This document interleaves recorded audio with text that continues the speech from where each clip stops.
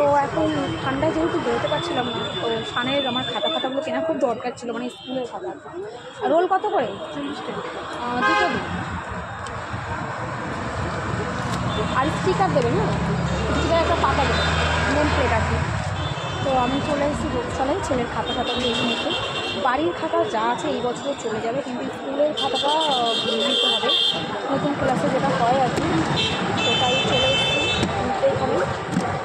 আর আমারও দু একটা জিনিস কেনার ছিল, টাকা কেনার ছিল, ওই জন্য একবারে বললাম ঠান্ডায় তো বেরোতে পারবে।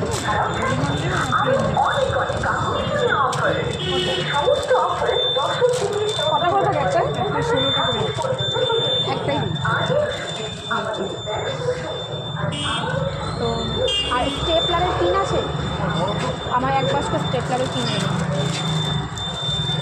তো ছেলে 30 টাকা আমার কেনার দরকার, তাই ভাবলাম নেই একদম। আমি টিকিট কেটেছি, মেয়েকে ট্রেনে তুলে দিয়েছি, টাকাটা দিতে ভুলে গেছি, ফোনও আনি, ওর ফোনে পাঠিয়ে দেবো। চলো নিজের বাচ্চার দায়িত্বটা নিজেকে নিতে হয়। চলো। আচ্ছা, আর কিছু লাগবে? স্টেপলারের পিন, মলম, খাতা, আর কিছু না, হিসেব করে দাও।